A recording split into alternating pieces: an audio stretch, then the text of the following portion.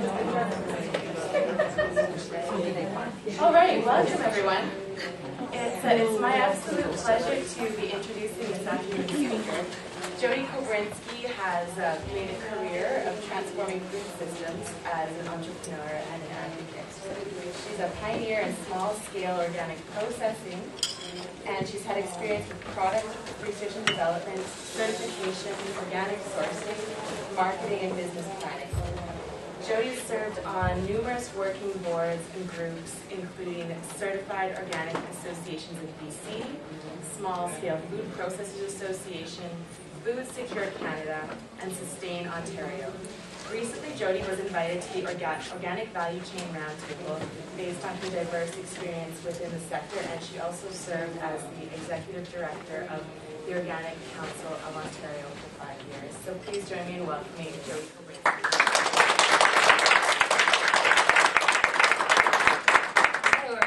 I'm going to just, before I start, I like to know who I'm speaking to. Hands up if you are a farmer. Okay, hands up if you are a retailer or a processor somewhere else in the value chain in organic. I came just because I'm into organics and I want to learn stuff. Okay, cool. Yeah. Great. So I was asked to come and share my story with you folks about how how I've been engaged in the sector, but really the goal here is to make sure you leave feeling a little bit more inspired about ways you can engage in your own activism and support activism. So, and I thought at 45 I'm too young to eulogize myself, so I'm going to try not to go too deep into my own personal history. I'll give you a quick run through on how I got from A to B, and then we'll spend some time talking about engaging in your own work. So in my description I said we could talk a little bit about the evolution of your own personal food policy, and that works whether you're doing that as a farm business or just within your own life as an eater. And that's a term that I got from one of my mentors, and I'll tap into that a little bit later. But then I would like to leave some time for questions. So maybe what I'll ask you to do is give me a 30-minute warning, like when I'm 30 minutes in and there's an hour left, and then I'll decide what to do with the last hour, okay? So you'll notice here I have sort of this fork in the roads picture. And this is a new picture in my life because I have been one of the people guilty of talking about a continuum of sustainability, whether it's in energy or it's in food or whatever, because that's polite, right? We're a polite society. Canadians are very polite. Oh, what we're doing is not that different. There's a continuum of sustainability, and farmers are at different places in practice along that continuum. And what my activism has taught me, particularly over the last couple of years, is that's not actually so. We're going to go this way, or we're going to go that way. What we need right now is a paradigm shift. We don't need to tidy things up and do things in a neat and polite way. We really do need a fundamental shift in how we do things. So, hence the stock photograph. Next image, please. And then I've always been anti-establishment and oriented towards non-profit oreganos. So, this picture is one that I found a few years ago, and I thought, wow, that's like kind of my career in two cans. Next picture. So my journey started, as many of you may have started in your journeys, just prior to going into university, when I started to have my own thoughts that came from me, not necessarily from school or my family and my parents. And I started to do a little bit of reading. So many of you, I put this picture up because I assumed that I was going to have several in the room who were more than 40 and would have read Diet for a Small Planet. Francis being part of that inspiration. Next picture. So I started looking really deeply, and my call into the food system came originally from a deeper concern around climate change. I was actually talking about climate change in the 80s. And the environment generally. And when I started looking at how the environment was impacted by our food system, this is a feedlot. This is a finishing feedlot from the sky. These dots are cows. These tiny dots. Okay, that's a Texas finishing lot. This is where a lot of our cows end up from Canada, down here, then to be shipped back up. Okay, so this whole system. At first, I started to get really upset about what was, and I was really focused on that's wrong, and that's wrong. But not too long into my activism, I had some really great mentorship, and I was encouraged to align my focus with the solution and not the problem. And I had a mentor in British Columbia who said, you know, your activism's really great, but not everybody is, you read in the introduction, not everybody cares about owls and polar bears, or the boreal forest, but everybody eats every day. Or if they don't eat, they feel the impact of not eating. So food affects us all, each and every one of us. And I thought that if I was going to become a lifelong activist, I wanted to not be disappointed in my work. I wanted to feel like I was making a difference. And it was, you know, one of my first jobs was canvassing for Greenpeace in Toronto. And I'd be knocking on doors asking for $30.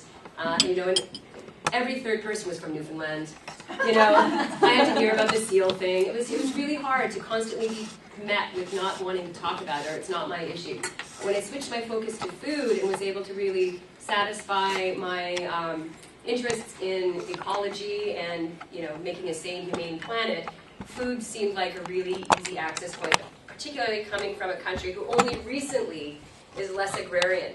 But when I was born, in the 60s, we were an agrarian country with something like 60% of Canadians living rurally and on farms. In my lifetime, that has dropped to 2% of Canadians. And so it felt like a really important issue. It would be easy to bring people together. Next slide. So then I started to focus on the solutions and got turned on to organic farming. So we want clean air, we want clean water, we want clean soil, and we know, every one of us in this room, the way we get there is to abandon monoculture, walk away from the pesticides, and re-embrace the agroecology that got us to this place on the planet. Next slide. So I had a few other inspirations along the way. This is our good friend, David Suzuki. My analysis did not stop at just how we do food on the production side is a problem, but I got it that the entire food system itself is broken from start to finish. And I think this is a warning I want to throw out to the organic sector. We potentially make a huge mistake if we align all of our eggs in the basket of how do we get product to mass market. The mass market is broken. The food distribution system is broken. Those of you who've been in organic a long time, before we got into international certification, remember when the organic movement was the local food movement. They were not two separate pieces of activity. The organic movement's initial intention was to relocalize the food system, get us out of this massive 2,000 to 4,000 kilometer distribution system, simplify the diet, and make relationships with farmers. Clearly we diverted from that somewhat. Again, we like to make trade-offs. And I think it was a pragmatic decision we as a sector made. We wanted to get as much clean food into as many people as quickly as we could. And now we find ourselves with some strange bedfellows. And of course, Dr. Vandana Shiva, who I will speak to you about more at the end of the presentation, was someone whose early writing in ecofeminism deeply influenced me as a university student and a young mother. Next slide. So organic, right? I just put the slide in here because it's pretty, and I like it. But out of all of that initial inspiration, what I got was uniformity is not going to get us there. And so the revolution is going to take all kinds of roles. It's going to need some people who do want to sell to Loblaw. It's going to take some people telling us organic isn't worth it, because that's going to help us sharpen our arguments. It's going to take some people who drop completely out of the system and are dumpster diving, and are going back to subsistence farming, and are finding fresh ways to do communes. That's also part of the revolution. So as diverse as this pile of tomatoes is our movement. So here is one of my #1 mentors, Kathleen Neen. Hands up if you know Kathleen. Just a few of you, just so I don't bother going into details. So Kathleen Neen is a lifelong food activist. She and her husband Brewster, who is an author and one of Canada's foremost thinkers on food systems analysis, he was being critical of ADM and Cargill in the 70s. He stopped talking about GMOs in 1998. He's on to the next thing. Okay, so this is a very forward-thinking couple who are proudly communist. They ran a farm in Nova Scotia, I believe, in the 60s and into the early 70s. Before moving on and deeper into activism. I met Kathleen in the late 1990s. She had just moved to BC, had written a grant from Health Canada. She got $20,000 to distribute out to 10 communities in BC doing food systems work. So she came to my community and we started a very small organization in the boundary region of BC. And in the first year that we came up, her husband Rooster was touring his book called Farmageddon, which is available on their website at theramshorn.ca. If you have not read it, please do. In it, he encourages us not to have a pissing match of science when it comes to this issue of GMO, or pesticide for that matter, that it is an ontological conversation, how we know what we know and what we value as information. That's the conversation we should be having, not the scientific one. But in any case, Kathleen came, brought Rooster on tour, and out of that, we became fast friends, and she has mentored me ever since. She was recently the ED at Food Secure Canada until about 2 years ago when she retired. Next slide. And I don't have to explain who this gentleman is to this room. Again, as part of the work with the Boundary Foods Systems group that I was working with, we brought Percy Schmeiser to our town of 3,500 people at the beginning of that whole disaster. And it was, even though I was already involved in the food system at that point, by then I had met Martine and I had a small hemp business in British Columbia doing processing. I was fairly engaged. But after Percy came, and I saw this very humble, decent man being dragged through the mud in the way that he was, I decided in that moment that I had to find a way to reactivate my activism and move out of entrepreneurship so that people like Percy had someone having their back. Okay? So again, I like this slide a lot, but my journey is really about the people that I've pulled together. And I think that the number one thing you can do for yourself is build your network. It's not about who you know to get something. It's about who you know to build something, right? And so we'll go through the next few slides. So this here is Julie Daniluk. This is her fishy tomato costume her mother made for her when they were doing the flavor saver tomato research about a decade ago. And she is a nationally known nutritionist. She's on the Marilyn Dennis show. She's toured extensively, has written a few books. And she was helping out with this march that we did maybe 2 years ago to the campaign to stop GM alfalfa. I've got Mike Schreiner here, who's a long-term colleague, now is the leader of the Green Party of Ontario. The reason I have this slide in here is you don't know where your relationships are going to take you down the road. He and I were starting out, when I first moved back to Ontario, Local Food Plus had recently just launched. Mike was the processor contact at that organization. I was a processor, and so we met. He left that organization not long after that, but we stayed in touch because, us foodies tend to run in the same circles. But out of that relationship that I started 8 years later, now I have someone who calls me and says, this is going on at the legislature, or that's going on at the legislature, or I have an opportunity to speak to this person, who do I need to talk to, or what should I say? So, especially for the younger people, you don't know what your friends are going to do in a decade or 15 years. So managing those networks, and then when you find someone who's doing something you think is pretty cool, go make a friend, right? Don't be shy. Many of the speakers in this room, I consider not just colleagues, but friends, including Lisa. And that happens because we show up at places together, and I'll go over to her and say, hi, I'm Jodi, you do cool stuff, Lisa, I'd like to know you. Right? So do not be shy. People want to share their knowledge with you. They want to mentor you. Again, to young people in the room, those of us who've been doing stuff for a really long time, there's very little financial incentive to do what we do. A lot of us are doing it because we want to be a contribution, and the best way I'm a contribution in the world is when I mentor other people. So, if you've got, and it's not age dependent. One of the people I mentor myself under is 30. Okay? Next. This is Rachel Parent. Anybody familiar if you've heard Rachel Parent? Okay. She is now 15. She started as an activist when she was 12. She was writing a paper for her science class, and she wrote it on genetic modification. And she was so freaked out by what she saw in the science, she couldn't understand why her government would at least give her the right to know what she was eating, and so she decided at 12 to launch the Kids' Right to Know campaign, And this is her second march that she did in Toronto. She's 13 in this picture. Since then, she has gone on to debate Kevin, what's his name? I try to forget. To debate Kevin O'Leary. On Thursday, she had a meeting with Minister Ambrose to discuss her concerns about lack of labeling as a young Canadian. She has been to Australia to a Festival of Dangerous Ideas where she's spoken on stage alongside Vandana Shiva. She goes to high schools, she goes to food groups, she puts in a full time, her mom quit her job so she could support her daughter's activism. And she said, look, you know, Mom, if you get tired, it's okay, I'm going to continue to do this, with or without you.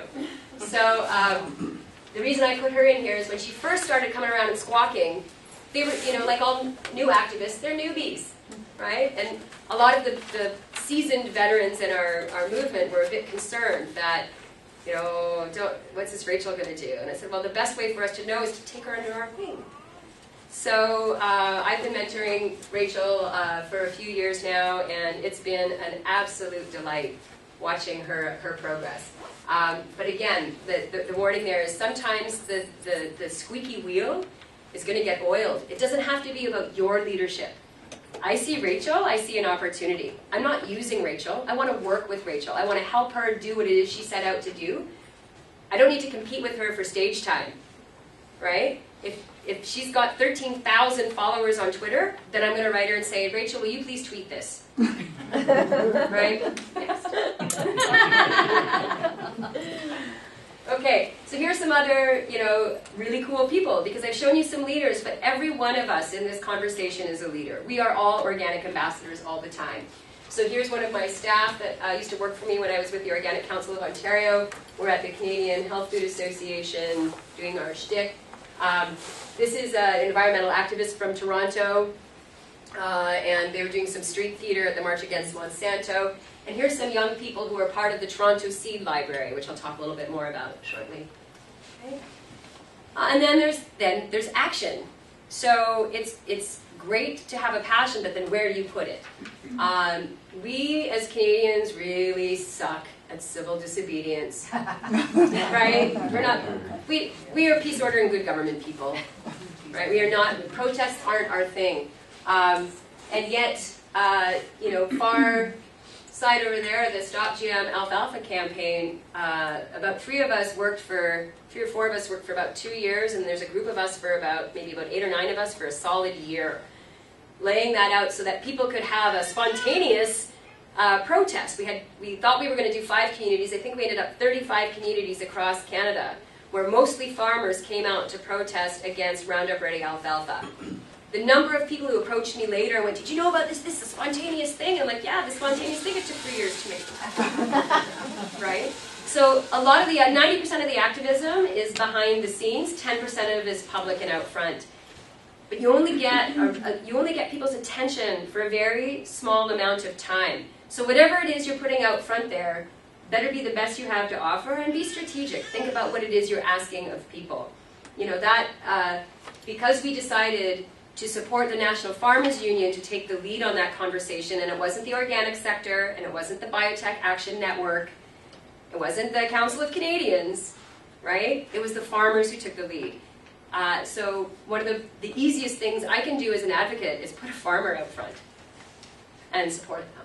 I've also been involved in the neonicotinoids campaign of late, done a lot of speakers tours.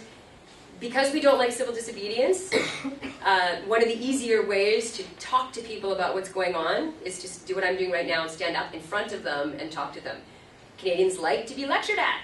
Who knew, right? So, and I think it was 2 years ago, Whole Foods sent me on a tour. I went to 8 different locations, including Planet in Focus as part of their Film Fest, and we held an event downtown Toronto on World Food Day, where I invited ex-industrial farmer Harry Stoddart out to be a co-keynote. So that's the other thing that I try to do. For those of you in the room who are farmers and you want to talk about farming, that's great. But I'm not a farmer, and so if I'm going to be in a situation, I'm invited to speak to something, and it really requires hearing from a farmer's perspective, I also invite a farmer with me. If it requires a scientist, I try to find a scientist and bring that scientist with me. I don't believe that it's true that just because I'm not a scientist or I'm not a farmer, that I can't talk about the food system or the impacts of pesticides or why GMOs are a terrible idea. But I also have to be sensitive to my audience. When I go to conventional farmers, I bring a white guy with me who's over 50. I do, right? Because I'm going to show up as some young city girl, not so young anymore, but by farmer standards, I'm young. And, you know, I want to be heard. So sometimes wanting to be heard means letting go of your own analysis, stepping past yourself. When Martine first met me, I was dreaded down to here, carrying babies, and, you know, maybe I had shoes on. And I really loved that self-expression, but then I had to make a choice fairly early in my career doing hemp food. I had an RCMP officer in my co-op with me who could not look past the way that I looked.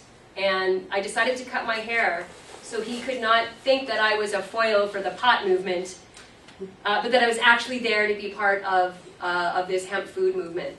That was it took me about 6 months debating about that, but I'm really glad that I made that decision. And I'm not encouraging that people shouldn't self-express, but I have to ask myself, is it more important for me to be heard by mainstream society right now, or is it more important that I go and I inspire the other,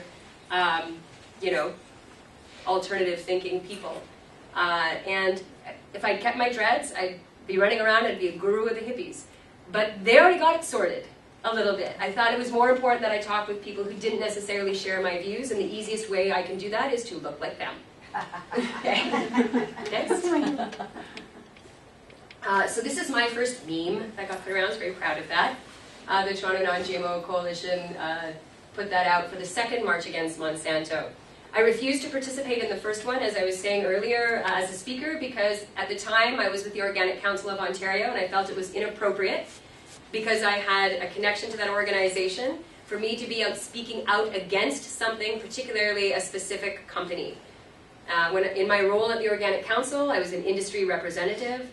The chemical agriculture community in Ontario is very cautious about organic, and I did not need to give anybody a reason to think that we were doing anything more at the Organic Council than trying to promote organic. It's not our job as a sector to criticize Monsanto.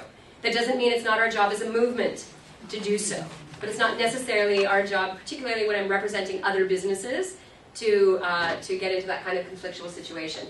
But for the second one, I was able to convince the organizers, you guys might want to march against Monsanto, but I'd like to march for seed freedom.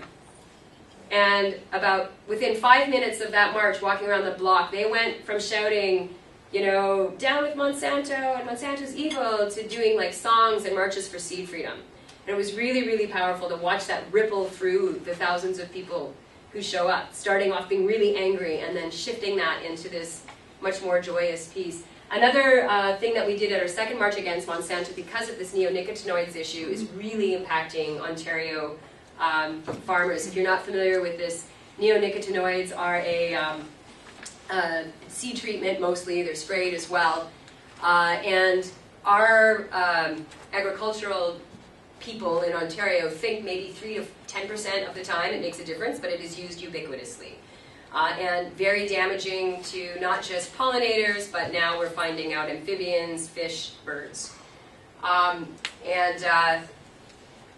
just lost my train of thought. Give me a second. Yeah, so, nope, totally gone. It'll come back. It'll come back. Next slide. You're at 30 minutes. I'm at 30 minutes right now. So, I was rolling along in my career, working with the Organic Council of Ontario. Not like it's not easy work to do, but it's very self-satisfying, and my ego was really enhanced by being out there representing the sector.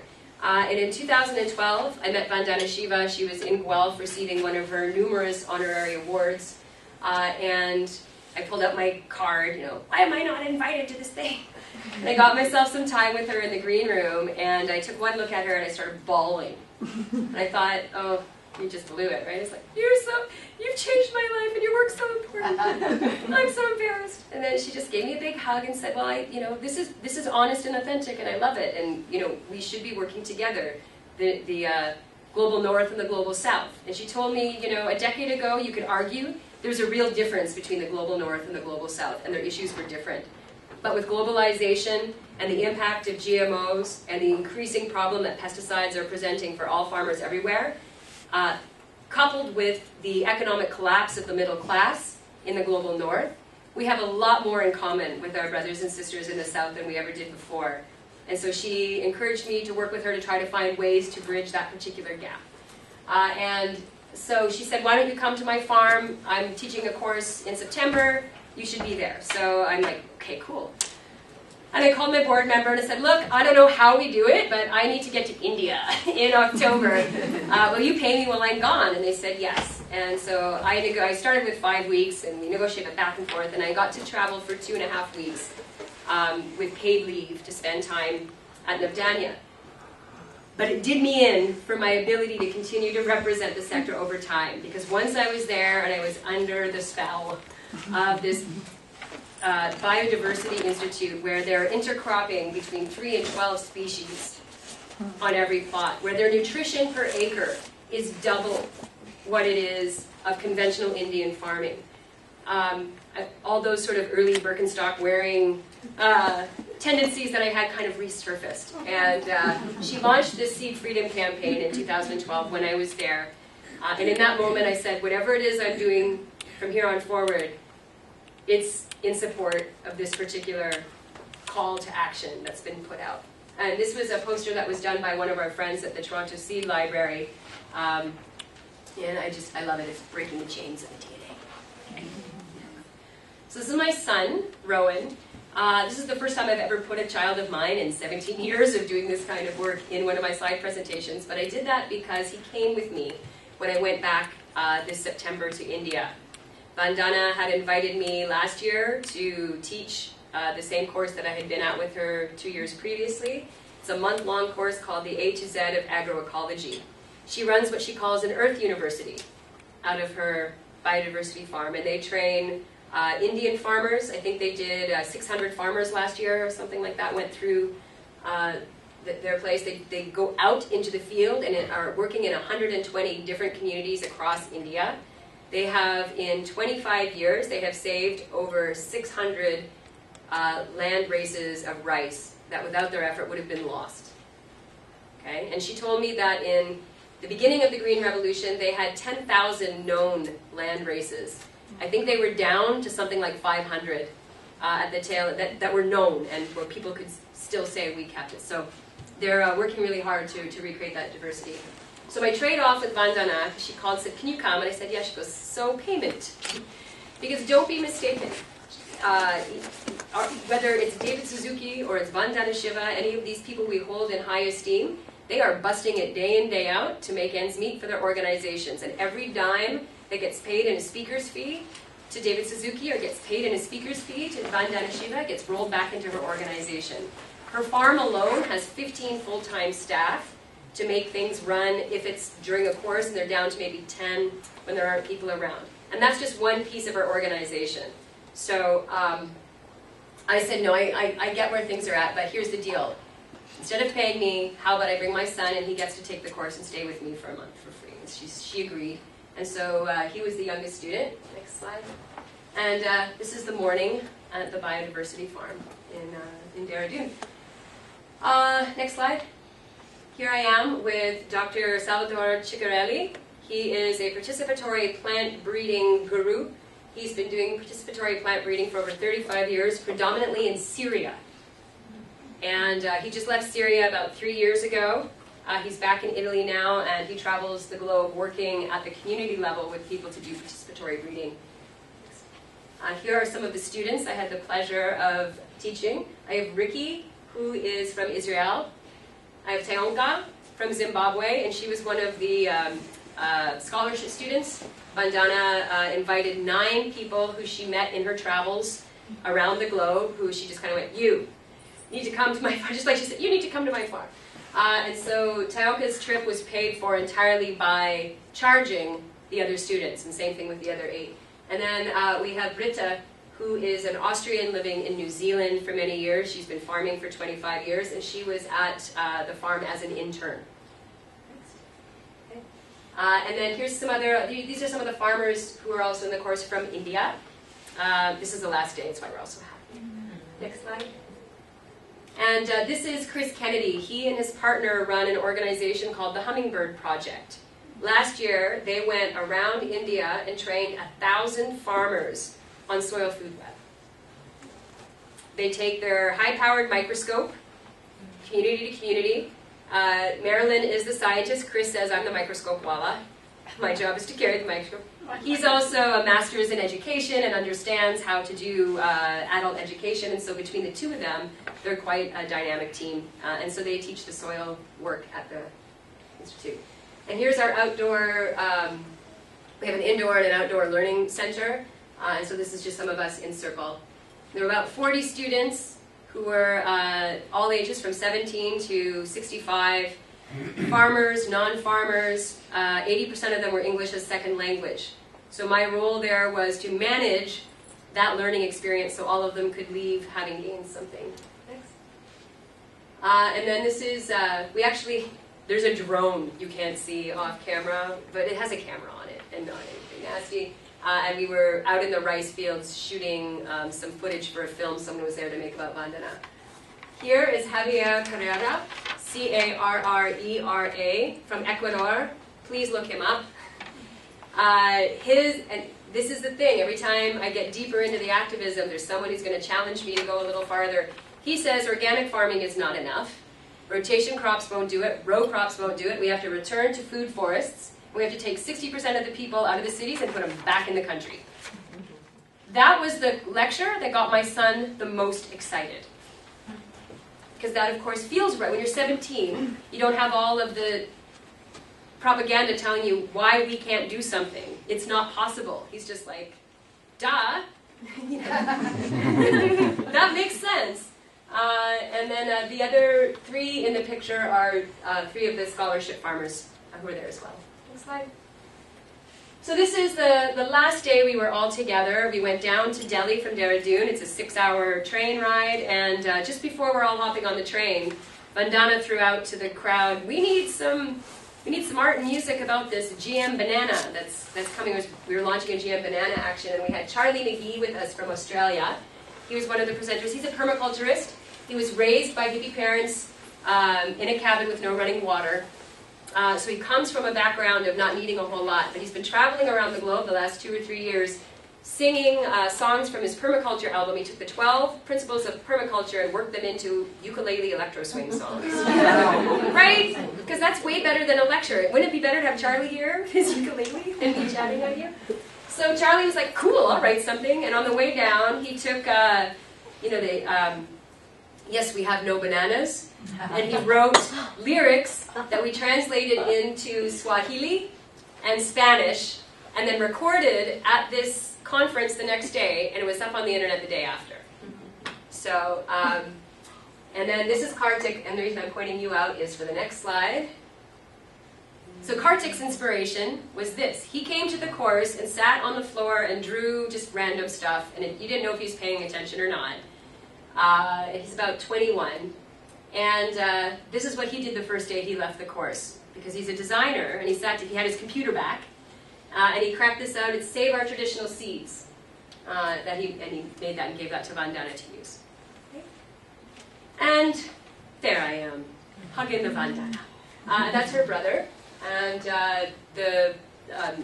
her sister Mira Shiva is a physician, and also is very, very active. The 3 of them are just an incredible powerhouse family. And they all financially invest into the work at Navdanya. So that's that.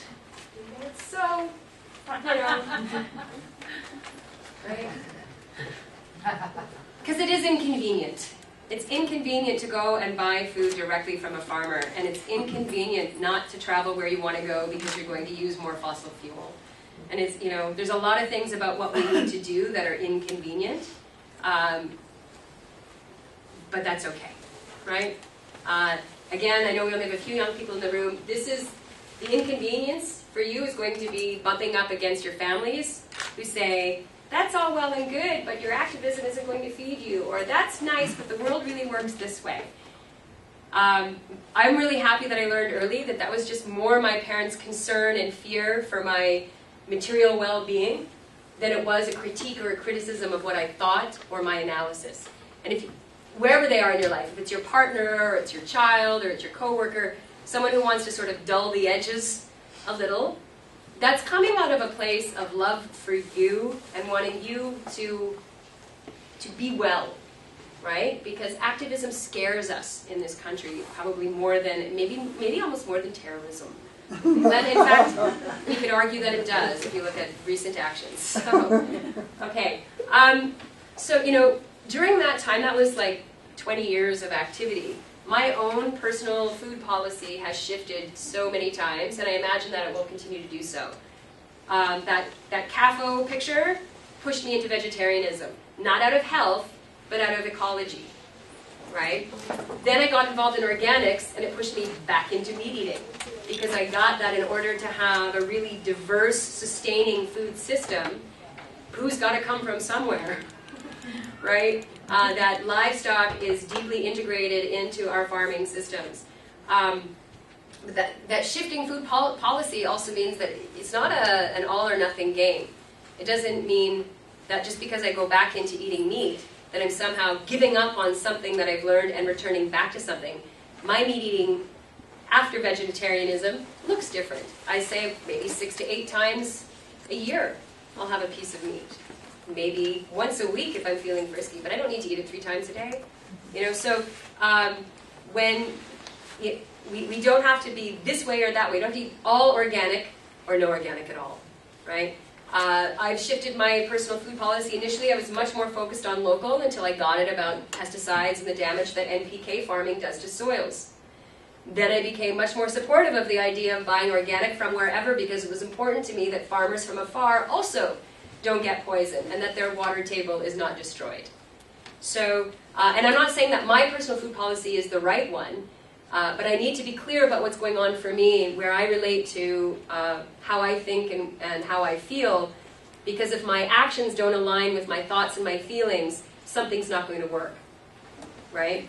So in order to really to step up and do something productive with my entrepreneurial approaches, I had to have my personal views align with what I was doing in my business. And I think that very rarely are we able to make that happen if we just live a sort of a typical North American life and kind of go through the process. We are often doing one thing because that's what we need to do, and we legitimately need to do that for our income. It doesn't necessarily align with our values. If that's the case for you, then I encourage you to find where is there a space for volunteerism that can give you that connection. And you don't have to become, I mean, I've been able, for the most part, to make my living doing this work that I do. But it, you know, I had to lay myself off for a year at the Organic Council of Ontario when we ran out of funding, and I volunteered and worked for them as the ED. So there was a public face for that on EI, you know, and I could have probably gone out and found other work. It would not have been nearly as financially stressful. But that volunteerism was really important, particularly at that point in my career when I'd been serving the organic sector, making money off of farmers' efforts, and I'm standing there going, wow, like I'm earning 3 times as much as you are as your advocate. So we figure, I talked to one of the farmers, we figure we're about even now. So with the volunteerism. But it's a mistake to think that your livelihood has to also be your passion and your activism. When you're a farmer, and you're an organic farmer, you're in the best situation for that. You have got your life so aligned, wonderful. But for those of you in the room who don't farm, don't be discouraged that there isn't a way for you to live your values every day. There are organizations around here who could use your support. I imagine Savad could use some fresh blood, right? OCIA could use a consumer advocate. You don't have to be a farmer or an inspector to be involved with some of these organizations. Food Secure Canada needs a lot more support from the prairies, and we have very little participation from farmers or farm communities relative to the rest of the organization in the work that we do. So there are a lot of other ways that you can engage How about going and showing up on a farm and just offering to help for a half day? Not because someone called a work party or whatever, but just you're going to randomly go do that. So there's any number of ways to engage. The last little bit before I open it up, sort of questions. People in Canada and around the world, for that matter, are fairly apathetic. We have really been lulled into a sleep. It's a fear-based sleep. I know it's easy, particularly for those of us who've already made the sacrifices and are already jumping in, making the changes and doing things differently, to hear resistance from people to even do the small amount that you've done. It's not because they're bad people or they're lazy. It's because they're afraid. Okay. The way that we do farming, I've had so many farmers say things to me like, there's no way the government would let us eat this food with these pesticides if they were bad for you. Dr. Ann Clark, formerly of the University of Guelph, who started the organic program there, tells a story about being a teenager and having this vision of a building somewhere in Ottawa filled with people in white lab coats dutifully testing your food to make sure that it's safe. And it didn't take her very long into her student career at University of Guelph to recognize that that was a fallacy. But I think it's a vision most Canadians hold, that our government is there to protect us, that regulation is there to protect us, when in fact the regulation is there at this stage of the game to facilitate trade, and not necessarily to protect health. So be patient with the people around you. When you see apathy, you don't know when there's something you said that's going to come up again later that night with that person when they're not feeling confronted in an audience where they're being challenged on their beliefs. And the older a person is, the more true I believe the statement to be. I often will debate with an older, pro-chemical person, not because I'm trying to change their mind at 70, but because there may be 3 or 4 other younger people standing around them who have less to lose if they're wrong. If I'm 70 and all of a sudden I believe that everything I believed was a farce, and I'm a PhD, maybe I'm published, maybe I used to run some organization, I'm very highly thought of, and this is my identity. And at 70 I'm confronted with, sorry, there's flagellates in the soil, you can't use Roundup anymore. Then that person's entire life has to be confronted. And I think that that's really, really challenging to do, at any age, but particularly for older people. So throw that out there as a piece of advice.